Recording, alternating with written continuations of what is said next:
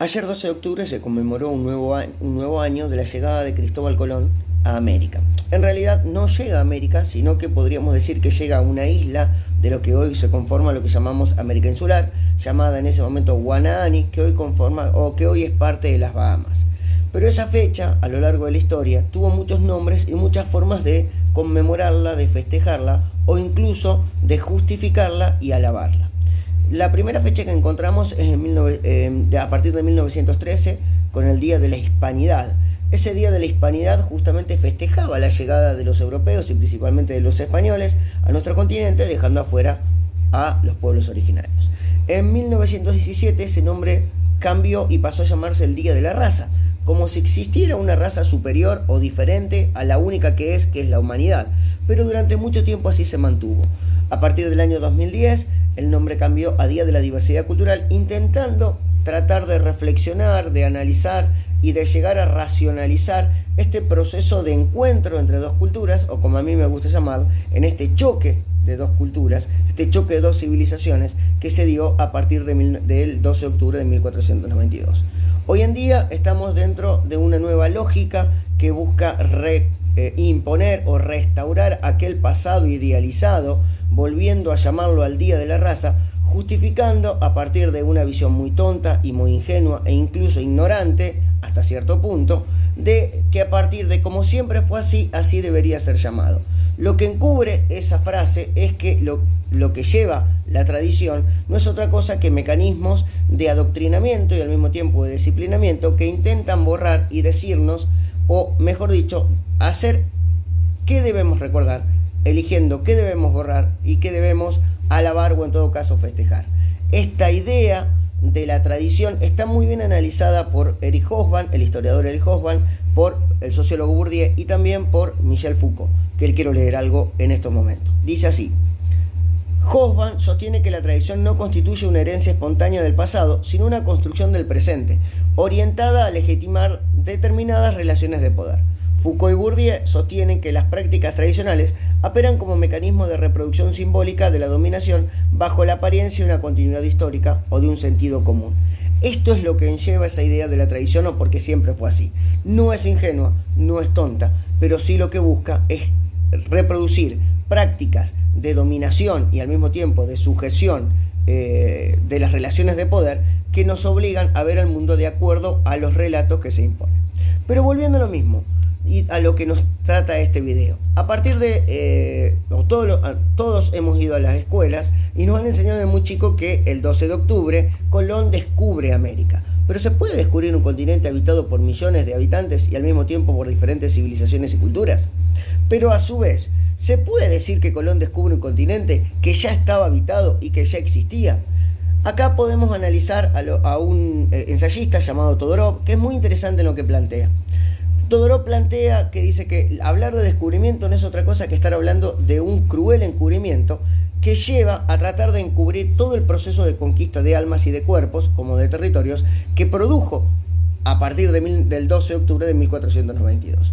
Cuando Colón llega a América, describe de la siguiente manera a los indios en su diario. Dice de la siguiente manera: son gentes insectas sin religión, fáciles de convertir.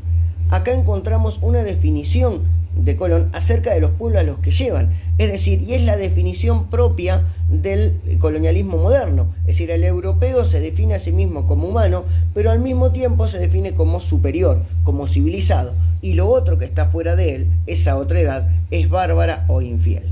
No solamente se descubren tierras o se conquistan tierras, sino que se conquistan significados, ya que la llegada de Colón y la llegada de los posteriores europeos transforman a América en una especie de espejo roto. Los europeos se ven a sí mismos como avanzados, como civilizados, y los americanos se transforman en lo atrasado, en lo salvaje, en lo bárbaro. Es decir, lo que se descubre con la llegada de Colón es un verdadero sentido existencial. Europa descubre o se descubre a sí misma como una fuerza civilizatoria, o se quiere descubrir como una fuerza civilizatoria. Es decir, se descubre un yo occidental frente a este yo americano que es atrasado, que es salvaje, que está completo de elementos que los europeos rechazan. Por ejemplo, A sus dioses los llamaron demonios, a sus templos los llamaron idolatrías, y las costumbres que ellos tenían fueron llamados pecados.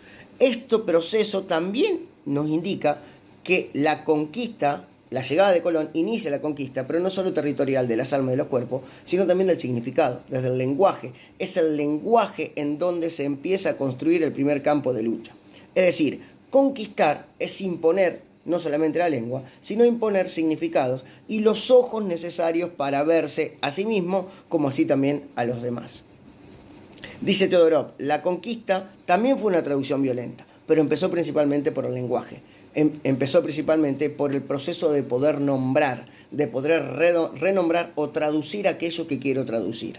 Es decir, antes de que llegaran los españoles o los europeos, América ya tenía un nombre. Por ejemplo, para los pueblos de los Cuna los llamaban Aybalayala, que significaba la tierra en plena vida. O, por ejemplo, para los Anuak, como decían los habitantes de México, el Anahuac era el lugar rodeado de agua. O los Andes, para los quechuas, para los aymaras y para los que vivieron bajo la dominación del gobierno incaico, era el Tahuancituyo, es decir, las 4 regiones del mundo.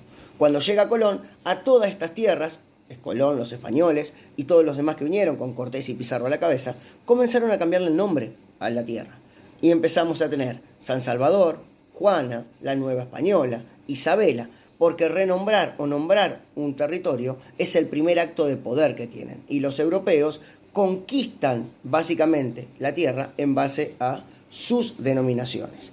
Otro elemento más que deja esta conquista es la idea de los indios, cómo ese error geográfico que tuvo Colón al pensar que llegaban a la India transforma a estos habitantes en una determinada manera, es decir, en una determinada manera de ser de humanos o de humanos que no tienen alma, es decir, de elementos de esta otredad que frente a mí es otra cosa que no es mi elemento. Otra vez es espejo roto. Pero al nombrar indios le estamos borrando a esos pueblos su propia cultura, su propia identidad, su propia tradición y sobre todo su propia historia. Porque justamente, como dice Teodorov, nombrar es el primer acto de conquista.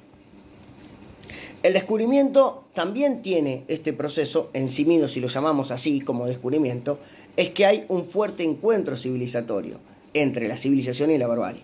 La civilización son los europeos, la barbarie los americanos. Son 2 humanidades que se encuentran, son 2 humanidades que deciden ser, o en todo caso, que deciden ser renombradas por el conquistador. Nombra, traduce, borra y elimina de la historia aquellos elementos que no los consideran necesarios o que los consideran peligrosos para su modo de decir. Nombrar es dominar. Traducir las costumbres en el idioma ajeno a sus costumbres también es una forma. Es decir, estamos creando una nueva identidad. Se está creando una nueva forma de humanidad desde la superioridad. Incluso si analizamos el nombre de América. Si tomamos el nombre de América, nombrado en 1507 en honor a Américo Vespucio, un europeo que apenas recorrió el continente, encontramos otra vez este proceso de nombrar una tierra que era ajena a los europeos con nombres europeos. Por ejemplo, un historiador, como Quijano, habla de que hay una persistencia de la colonialidad en el poder. Europa sigue siendo el centro y América sigue siendo la periferia. Y esto se encuentra también en lo epistemológico, pero también en lo cultural. Otro historiador que podemos mencionar es Kint, que advierte que seguimos en la independencia acrítica de los paradigmas externos. Es decir, como dice de Águila, existe una matriz europea que todavía está marcando nuestros ojos y nos miramos internamente con ojos prestados. Malermas también nos habla que cuando hablamos del nacionalismo, hablamos de Argentina, hablamos del nacionalismo nacional o argentino separado de América. Es decir, que ese descubrimiento que llega el 12 de octubre no es otra cosa que un encubrimiento, que una conquista, que un choque de culturas que cambia la forma en que los americanos entendían el mundo. Pero también cambia la manera en que los europeos entendieron el mundo. Y ese mundo americano que ya existía deja de existir y empieza a ser nombrado, traducido, borrado, eliminado y resignificado por estos españoles que vinieron a cambiar la lógica del mundo. Es eso lo que se está discutiendo. No podemos hablar de descubrimiento, no podemos hablar del Día de la Raza, sino que debemos hablar en términos, porque discutir las palabras es también discutir el poder.